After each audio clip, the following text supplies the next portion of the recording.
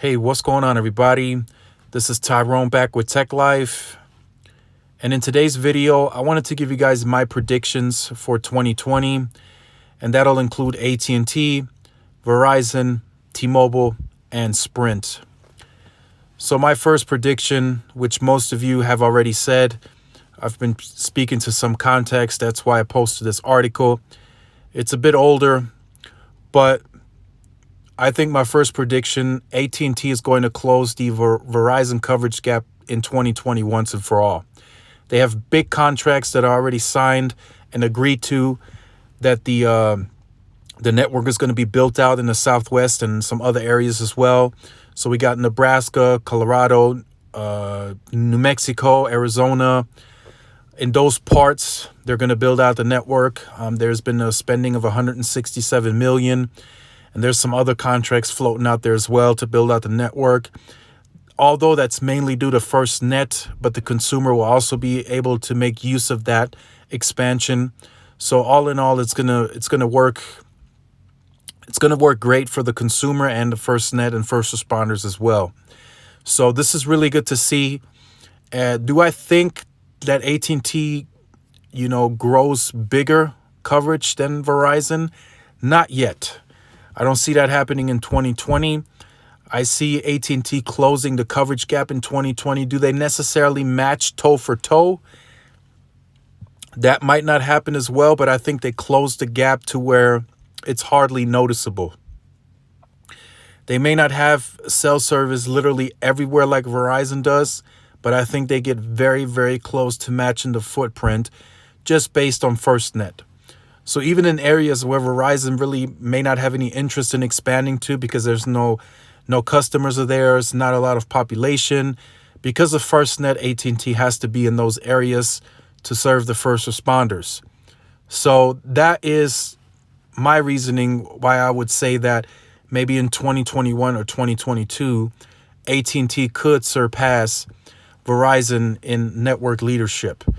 Now, the reason I say that is because my next prediction, I think Verizon cuts their spending on coverage expansion and they focus more on market performance. And what I mean by that, I think I touched on this in one of my other videos recently, but I think they spend most of their capital investment on the transition to 5G, more small cells, and they roll out more density for the congestion issues that they've been presented with. So a lot of people have been complaining about slower speeds, and the business model that Verizon has been taking on these last few years is we want to grow the business. That under the old CEO, they were losing more customers. They weren't gaining as much. But under the new CEO and his network strategy and the new model, the Verizon 2.0, they have been able to gain customers and grow the business more successfully. They did do a small price cut on the new plans and added some much needed value, in my opinion, but it's worked. They're growing the business. Customers are coming in. I think they did like 600,000 ads last quarter, which in return is backfiring on them because they have closed call centers in the past under the old CEO that they may now need to open again because they're growing the business. So a lot of people have been reaching out to me via email and saying that the average hold time now for a customer service call is at least a minimum of 30 minutes. I've seen a lot of people complain about that on Twitter. So now, due to them growing the business again, my prediction, they focus more on market-based performance and bring everything up to speed and clear some of the congestion that a lot of people are complaining about. And then, of course, they spend heavy on transitioning to 5G. That includes the DSS technology and also the millimeter wave, getting that into more markets, and also expanding millimeter wave in the markets that they already have it in. So those are my first two predictions. I just think that AT&T is really just focused on coverage right now, expansion with FirstNet, hitting those milestones so they can get the reimbursement from the government as well. And that Verizon is more focused now, since they already have such a big network, on market performance. Do they completely stop the network expansion? Probably not. I think they right now already have a few sites that are already paid for and set to go. So I still think they roll those out and fill those coverage gaps.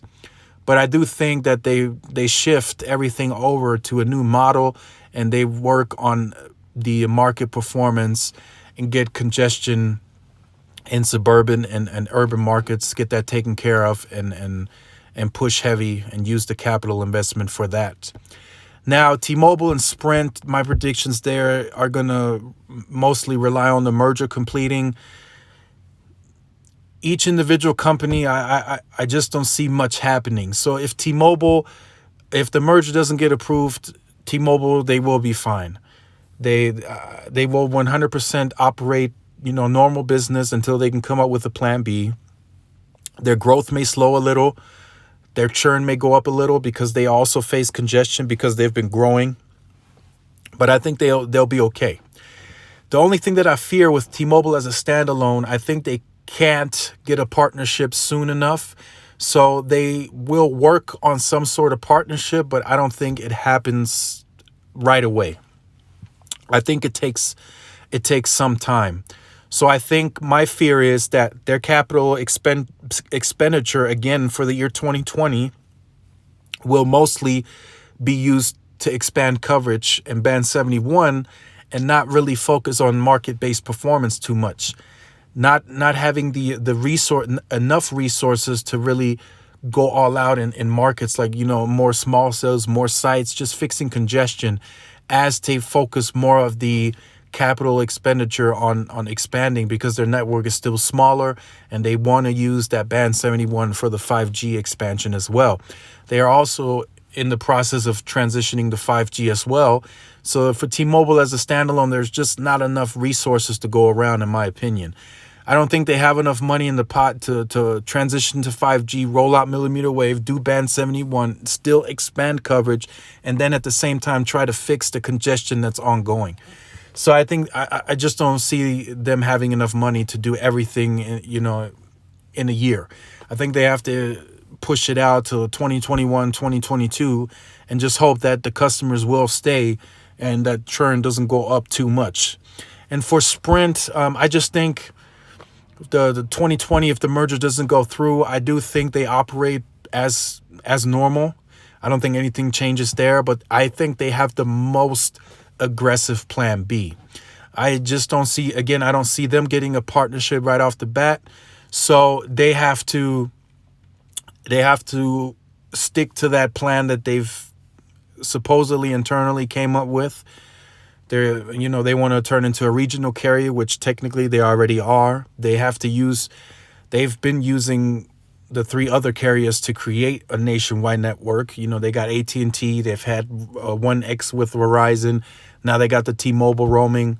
So they've been a regional carrier, in my opinion. But I think they stick to that. I think they become the most cost-cutting carrier. Their cell phone plans are the best, in my opinion. Their financing, I think it'll hurt them going into 5G because the 5G devices are a bit more expensive. So I do think that'll hurt them on the balance sheet. I mean, it's already bad, but their finances are probably going to get worse in terms of cost cutting to gain customers. Their brand is done. So I could see a rebrand happening if that happens with whoever they create a partnership with, or maybe they get bought out by somebody else. I think they have to change the name. I think the Sprint name would probably no longer exist. And then they continue to, operate as planned. So again, those are my predictions for the year 2020, kind of cut dry because it's getting into a competitive phase, in my opinion, with 5G around the corner. Everybody's trying to transition into a new decade. So everyone has to push for one goal. And, there's several things ongoing. AT&T is still behind on coverage. T-Mobile behind on coverage. Got to expand. Verizon fully trying to transition over to 5G. Network is already very big in the geographical footprint, so I think they feel comfortable with that. And Sprint, they just need to fix everything. So Let me know what your predictions are for the year 2020. Yours may be a lot longer, more detailed maybe. I probably could have thrown in some more, maybe there's more value added into the plans and stuff like that. But leave all your comments in the comment section down below. If you're new to the channel, make sure you like, share, subscribe. Also, follow all of the Tech Life social media outlets for more updates. This is Tyrone with Tech Life, and I'll see you guys in the next video. Peace.